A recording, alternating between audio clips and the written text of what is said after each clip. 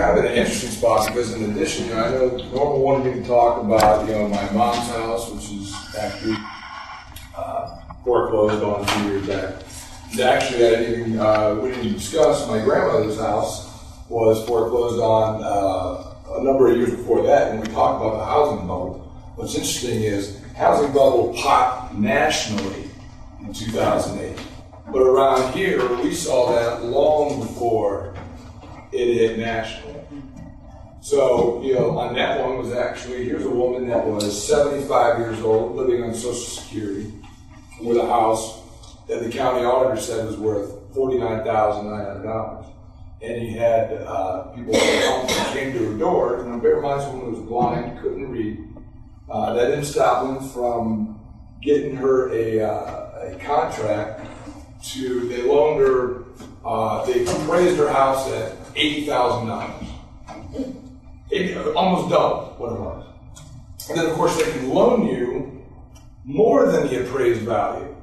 So they loaned her, it was up over near $90,000, you know, with a great interest rate, right? Unless you read the fine print. Of course, there's a woman who couldn't read it because she was blind. That interest rate went to 11%, not long after that. On a 30-year mortgage, right? Because, you know, at the age of 105, she finally had that house paid off.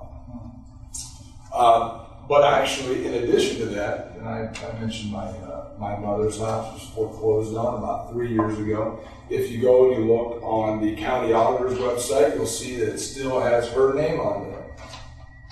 Now, what's interesting is, in addition to, and I told you guys that I'm the new councilman in Ward 5, I spent the last 4 years as a deputy auditor at the Stark County Auditor's Office. Well, one of the jobs that I did, I would get up every day, and when the city of Canton would come in, they'd have to board up a house, or if they had to mow the lawn, or they had to cut the weeds, and everything else, they would put that on the tax bill. Well, guess whose desk that came across? Yours. That was my job. And so, in addition to seeing, of course, we'd see it all over the city. But I occasionally would see my mom's come back through there, and that's funny, she hadn't lived there 2-3 years, but here's my mom, they said, well, we have to come mow your lawn. Same lawn that I had to mow, by the way, when I was a kid. Now the city's doing it, $400 a crack. Wow. Yeah, because you gotta bear in mind, when that grass gets up this high, you can't bring in a gas lawnmower and run through there, you gotta bring in a bigger one. Now, here's what, this is, I mean, that's all, you know, that's all the local stuff. But I wanted to jump on, and I apologize, you know, I'm going to get in front of the room. There's a couple of things on that video that I happen to know have some information on that they didn't even go into. They didn't mention a whole lot about Fannie Mae and Freddie Mac on that video. Now, here's what's interesting. We talked about the houses were bailed out by tax dollars, and we all know that was true. Okay, we all remember TARP, troubled assets. Fine. Well, here's something you may not have known. Before that case ever happened, did you know that 60% of every mortgage out there, and I guarantee you in working class neighborhoods like Ward 4 and over in Southwest and Ward 5, that's a lot higher than 60%. 60% of those mortgages are guaranteed by the federal government. Yep. $5 trillion. $5 trillion in mortgages are guaranteed by the federal government. It's a great program too, if you're a bank. Because as long as you pay your mortgage on time, they get the money. And if you don't, then the federal government takes over the bad debt. That's a great deal. Someone signed me up for that. That's what I want. I'll loan you money, and if you pay it back, I get the money. If you don't pay it back, then the taxpayers give me the money. I can't lose. I can't lose. Now, in addition, so I want you to think about that for a moment. 60% of the mortgages out there, if it's a foreclosed house, you already guaranteed the money. You already paid for it up front. Now, when the banks got in trouble, I just looked this stat up. In addition to that bailout, there was $1.2 trillion in Federal Reserve loans that went out to these banks. Now, what's interesting about that is, you know how the Federal Reserve works, is that I'm going to loan you taxpayer money at 0 or 1% interest, and then you can loan it to taxpayers at 5%, 10%, the other English credit cards at 30%, and I'm borrowing it for nothing.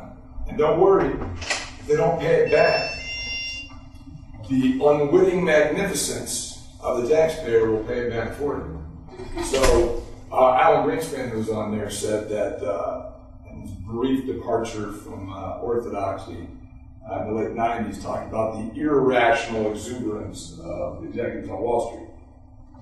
He was wrong about one thing: there was nothing irrational about it.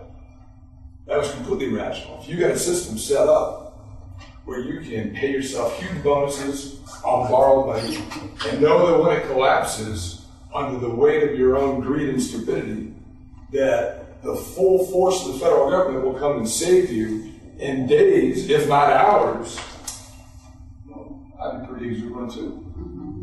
So what's interesting is I've saw that on a personal basis with my mom's house, with my grandmother's house.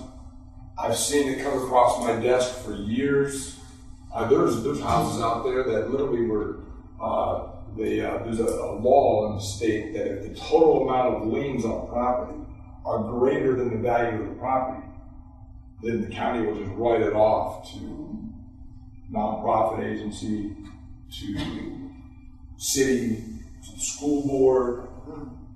Now, we had properties out there that were houses that were torn down that were $5,000, if that. And we had $30,000 in liens on it. Now, would you go in and pay $30,000 to buy that property? But a lot of times the cities and the townships, they weren't taking those properties anyways, which is really what I think they ought to be doing, is land banking those things. In addition, when we do demolitions, we talked about the city having to pay the demos. Here's something I'll leave with you. You guys noticed a lot less demolitions in the city this year than there was last year. You guys notice that? Yes. Last year we knocked down, it was several hundred houses. Last year we got $1.1 million to do that. This year they cut that down to $300,000. But they also threw a nice little nugget down the bottom that nobody saw. They changed the regulations now. Used to a building site, if we had a vacant house next door, 1 square block was a building site. So we could only tear down one a year without having to go through all the red tape of testing for lead paint, asbestos, and everything else. It was a small house, that was never that big of an issue. You don't have that much asbestos if you do anything. Well, now a building site is the city of Canton. If we knock down more than one house, we have to check every single house for lead, for asbestos. Well, yeah, it's a windfall for the handful of companies that do that. Look in the phone book. There are not that many companies that do asbestos removal. So guess what happened to the cost of doing a demolition? It used to be $4,000 average. Now it's about $7,000 or $8,000 average. Every year, councilmen get to pick a couple of houses to get knocked down. This year, Ward 3, Ward 4, Ward 5, the councilman said, okay, pick your top 3. That's all we can afford to do. We can knock down 3 houses per ward. Now think about Ward 4 where we're at. Drive over and look at Ward 5. I got a lot more. 3 houses, you won't even notice that they're gone. And now if you think we're going to get more money next year, no. Is this state or federal?